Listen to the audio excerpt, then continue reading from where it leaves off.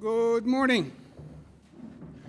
From my right, Gareth Rhodes, Chancellor Jim Malatras, Kelly Cummings, Director of State Operations, Dr. Howard Zucker. To my left, Melissa DeRosa, Secretary to the Governor.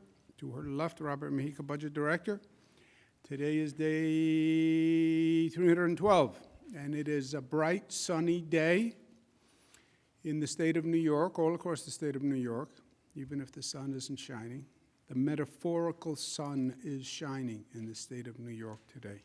It was a late night last night, but it was a good night for the state of New York, which I'll mention in a moment. Numbers today,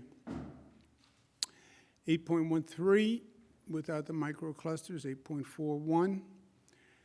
Microclusters are 9%, 161 deaths. And those people and their families are in our thoughts and prayers. Terrible way to start the new year. Hospitalizations are up 75. Discharges 940, and admissions 1,161.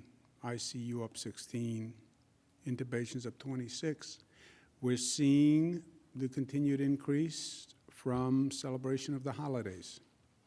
It's the holiday COVID hangover. Celebrate smart, you reduce the infection rate. If you don't celebrate smart, you have a hangover. The COVID hangover is increasing infection rate, increasing positivity rate, increasing hospitalization rate. And that's what we're seeing. That's what we're seeing all across the country. In this state, Finger Lakes is still the highest percent hospitalized, highest positivity, Finger Lakes, Mohawk Valley, and Capital Region. In New York City, Staten Island, again, has the highest infection rate in New York City. Manhattan, still at 3.9%. That variance is just incredible to me and really shows how personal behavior can make a dramatic effect. The numbers, the variance all across the state makes that point also. Why is the Southern Tier at 5 and Finger Lakes is at 10? Why is Western New York, which had a real problem, at 8 and Finger Lakes is at 10? It is a function of personal responsibility. There's a basic truth to this. It's not about government, it's personal responsibility. This situation we're in, I describe as a foot race between the infection rate going up, the hospitalization rate going up, and our ability to vaccinate. What wins? Does the infection rate go up so far, so fast, that it closes down hospitals, and then we close down the economy? Or can we slow the infection rate until the vaccinations can kick in? That's what this is all about. You add to that the UK strain, and it's a dramatically different proposition. Once you say the infection rate can go up double or triple or quadruple, then it's no longer a race. Then we lose the race, because the vaccine supply is what is the limiting factor on the vaccine, not the distribution. And if you dramatically increase the infection rate, the race is over. If you dramatically increase the infection rate, the next step would be overwhelming the hospitals. And that's the very real fear that we're dealing with now. So 3 priorities: slow the spread, increase the vaccination rate, and stop viral mutations, which is something that we're not paying enough attention to in this nation, in my opinion. On the vaccinations, there's 2 sides of the equation. There's the supply of vaccine, there's the distribution. Federal government is doing the supply. Distribution is done basically by the state, with the federal government participating in the nursing home distribution. We are not satisfied with the federal government program to do nursing home distribution. The state has stepped in. We're expediting it. We believe we'll have all nursing home residents vaccinated over the next 2 weeks. and that is a very big deal. It's only the first dosage, but that is a very big deal because they are the most vulnerable population, and finishing that is extraordinarily important. Second, it's about protecting the hospital capacity and the hospital staff, okay? If the hospital staff gets sick, then you hurt the hospital capacity. Many hospitals are now complaining that they have the beds, they don't have the staff. Why don't they have the staff? Because the staff is stretched, the nurses are stretched, because the capacity is so high, and because they're getting sick from COVID.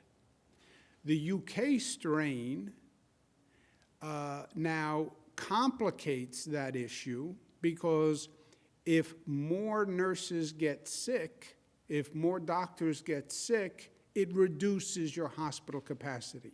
And if you reduce your hospital capacity, then you have the worst case scenario. And the worst case scenario is a very real possibility.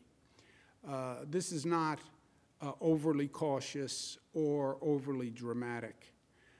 We're cautious, but we're realistic in New York. And this is a realistic possibility. We know that because we're seeing this situation develop all across the nation, all across the globe. You overwhelm the hospitals, people die. That's what happens. You overwhelm the hospitals, you have to close down the economy again. There is no choice. Once the hospitals say, we're at capacity, you have to close down the economy. We have a warning track, if you will, where when we get to within 21 days of overwhelming the hospitals, we start to close down the economy. So it's game over when the hospitals are going to be overwhelmed. And again, the UK strain greatly complicates this entire equation. The worst situations in life tend to be a combination of bad effects. We have a problem with the infection rate today and the hospital capacity, and we've been balancing that on a daily basis. You add to that equation the UK strain and a higher infection rate, that's when the train is going to come off the tracks. And we're seeing it all around us. That is California. California, the hospital system is overwhelmed. And more people will die because the hospital system is overwhelmed. We went through this in the spring when we saw Italy overwhelmed with the hospital system. And people die on gurneys in the hallway. I lived through these nightmares. So did every New Yorker. And we're seeing it happen around the globe. The UK closed down because of the UK strain. In several weeks, the UK strain took over the original COVID strain. That's how strong it is. We see it in Germany. We see it in Italy. Again, they have to close down because they're overwhelming the hospital system. So this is a very real possibility that we're worried about. Vaccinating hospital staff is vital. They should be vaccinated because, first of all, they are the front line. Everybody talks about our heroes, our nurses, our doctors. New Yorkers have celebrated nurses and doctors. We're celebrating nurses and doctors, and they deserve that celebration. You know what they deserve more than celebration? They deserve a vaccination. That's what they deserve. And they deserve it because they are the frontline workers. And they deserve it because selfishly, if our hospital staff gets sick, it's going to reduce our hospital capacity. Now, I've made this point before, and we have seen a dramatic improvement in hospitalization. The hospitalization vaccination. Hospitals are doing a better job. You'll see the numbers in a moment. If a hospital hits The refusal rate, if the staff in the hospital says, I don't want to take it, then fine, we'll reallocate that to another healthcare or nursing home that needs it. But we want to give every healthcare professional who wants the vaccine, will take the vaccine, the ability to take it.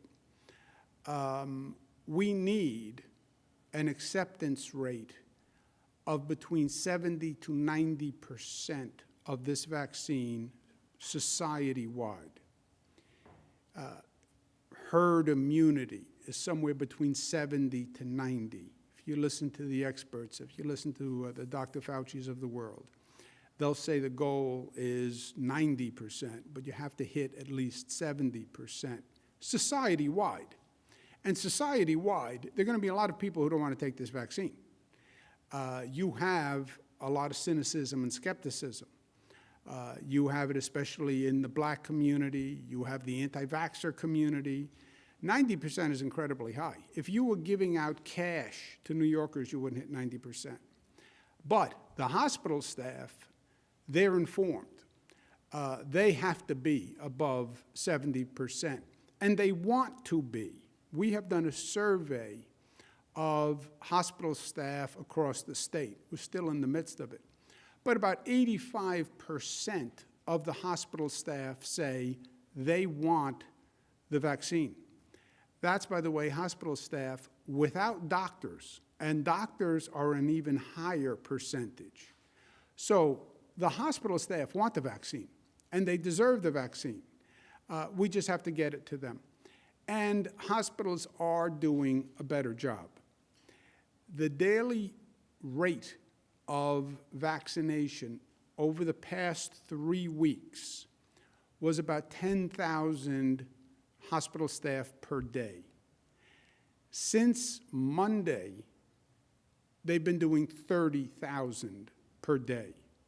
So the vaccination rate has tripled since Monday. So I'm glad they heard me. But you have to keep it up, because we need that hospital staff vaccinated. We need them vaccinated quickly. When you get to the point where your hospital staff says the only people left won't take it, fine, tell us, and we'll move the allocation to another hospital, another nursing home. This is, again, the top 10 performing hospitals in terms of vaccinations, and the bottom 10. And you see the gross disparity. Highest performing, New York Langone, 100, Oswego, 100, Richmond, St. Barnabas, SUNY Downstate. Congratulations, Chancellor. Chancellor Malachos was at SUNY Downstate yesterday. One day went to 100%. Chancellor did 7,000 vaccinations himself yesterday, and he's not even authorized to do them. New York Presbyterian, 99, Kalida, Buffalo, SUNY Upstate, also 94%. That's a turnaround. Adirondack Medical Center, Lenox Hill, 87%. On the other end, Montefiore, Mount Vernon, 11%. Montefiore, New Rochelle, 23%. Brookdale Hospital, 24%. Wyoming, 26. New York City, H&H, Queens, 29. Catholic Health, St. Joseph's, 29. Catholic Health, 33. New York City Health and Hospitals, Coney Island, 34. Vassar Brothers, 37. Carthage Hospital, 39. So you see the variance. Performance has increased.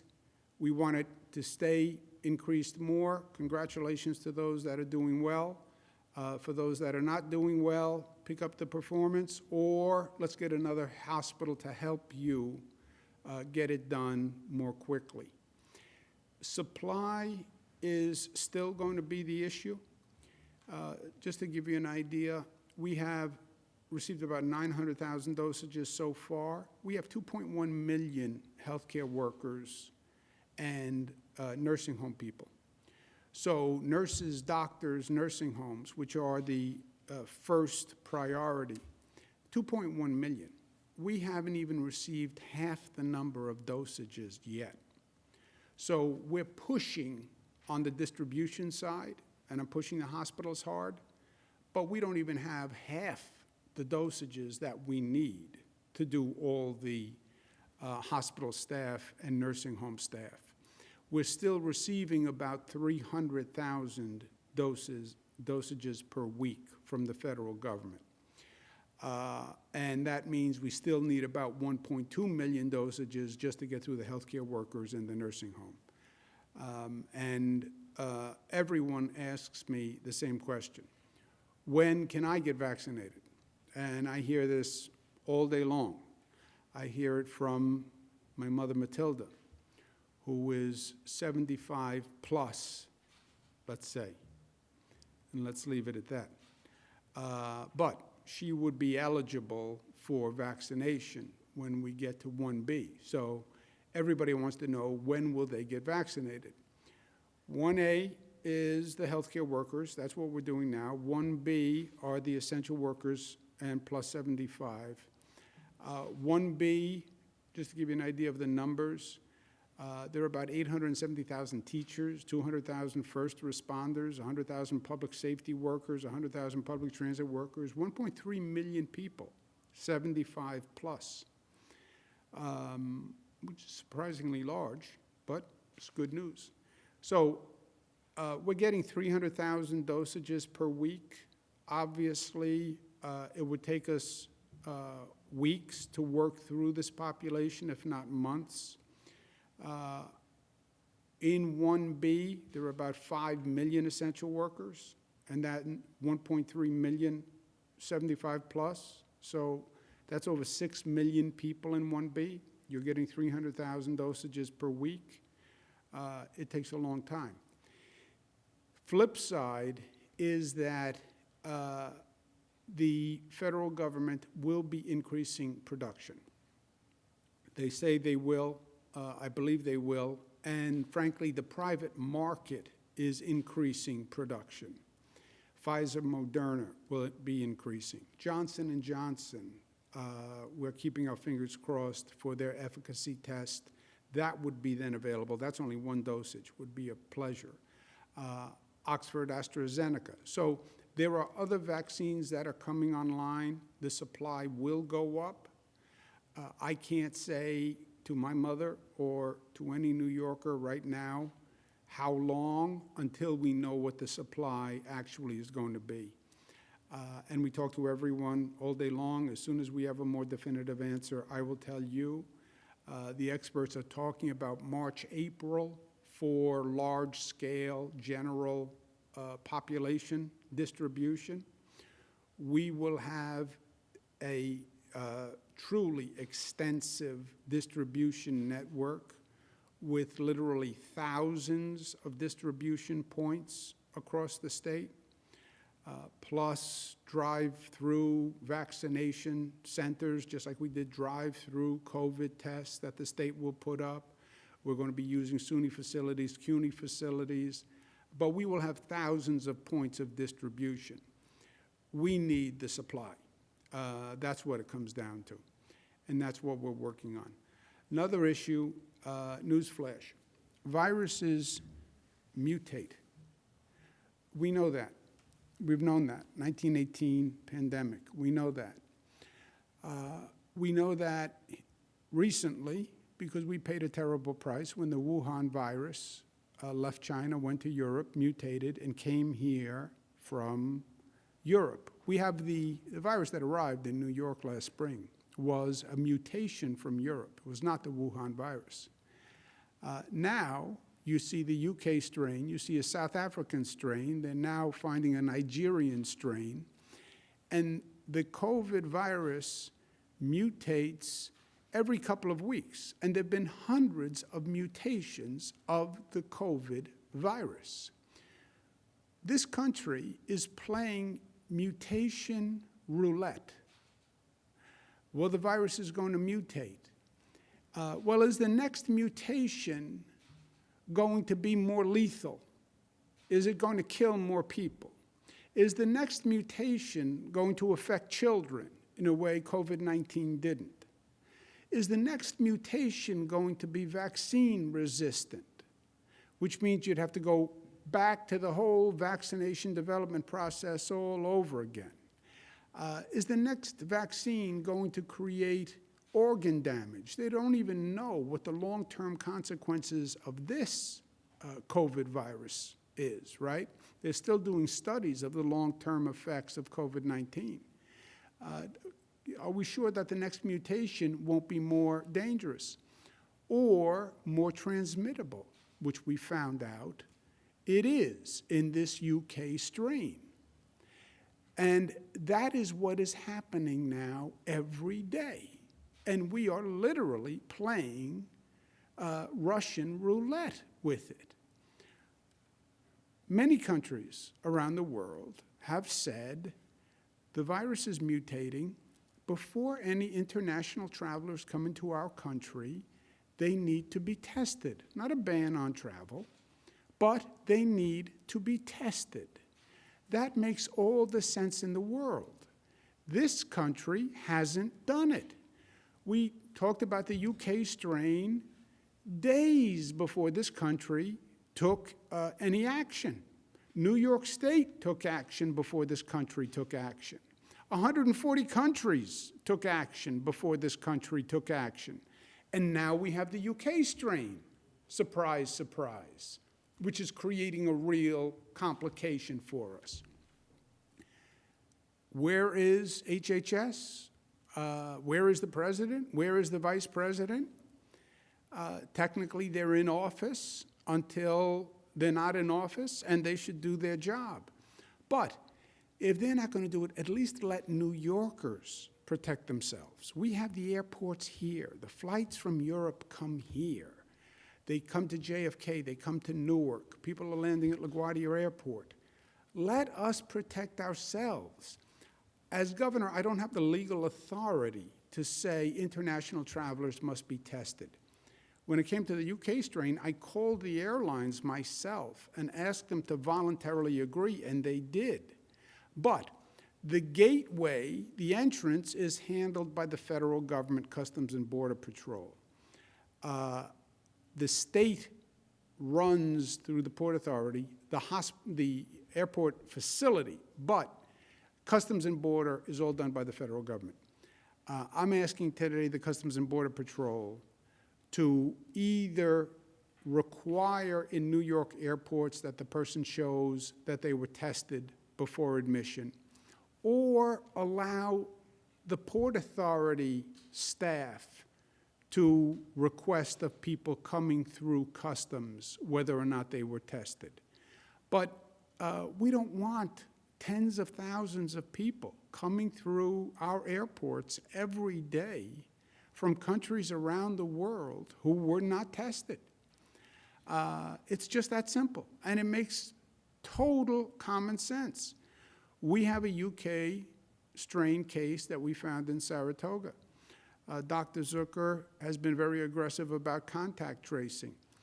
It appears now that there's evidence that that UK strain case in Saratoga Springs was actually connected to UK travel. If we had tested people from the UK before they got here, we wouldn't have had the UK travel spread. It's common sense. And why common sense defies government, I don't know. But last night, Georgia changes everything. Changed the tone, the mood. Now we all hear the music. But yes, they were Georgia Senate seats, but it changes the U.S. Senate. And one of the races still has to be completed, but even the one victory is going to change the landscape of the Senate. And the Senate has been horrific to the state of New York. And they have been political about it, and it's been really devastating for the state. And I would want to congratulate the incoming Senate Majority Leader, Senator Schumer, who obviously is a New York senator, and now he's going to be the Senate Majority Leader. And this was a very, very big win for the Democratic Senate. and it bodes well for the state of New York. Look, Washington has abused New York State for 4 years, and that is not rhetorical. They have been unethical. They have been political. They have taken money out of this state and sent it to Republican states as a pure political exercise. They've used New York as a political piñata to appeal to the conservatives around the country by demonizing New York and New Yorkers. They enhance the divisions in this country by using New York as an example. And they've had not just moral and ethical violations, but they literally have taken billions of dollars from us. And that was a function of the Senate and the president, and they are both gone. And today, Washington theft ends, and compensation for the victims of the crimes of the past 4 years begins. And New Yorkers have been crime victims, as far as I'm concerned, by the theft of the federal government. And our message to Washington is going to be very clear. We want a return of the state's property that was stolen by Washington over the past 4 years. They wouldn't pass state and local funding, even though this state has a $15 billion deficit caused directly from COVID, which was caused directly by federal negligence. And they were expecting this state to find $15 billion. We've had the lowest Medicaid reimbursement in the United States because they don't believe in providing health care coverage for low-income people, and we do. So they penalized us through Medicaid. Basic infrastructure programs that every federal government passed and funded, they didn't fund. They stopped the Trusted Traveler Program, which was illegal, and then lied about it, and got caught by the U.S. Prosecutor's Office as a political statement. We had all sorts of great projects around the state that should have been going forward. Second Avenue Subway was funded by every administration in Manhattan. The Gateway Tunnels, the president didn't fund them just out of political pique. I-81 in Syracuse, we could have been rebuilding. The Buffalo Skyway, they've done tremendous damage. And then they literally changed the tax code to redistribute income from the state of New York to Republican states. That's all SALT was. They're against redistribution. No, they did the greatest income redistribution in history. They took from the rich states and they gave to the poor states. New York happens to be a rich state. The Republican states happen to be poorer states. They took our tax dollars and handed it to the Republican states. It then raised our property taxes $4 billion per year.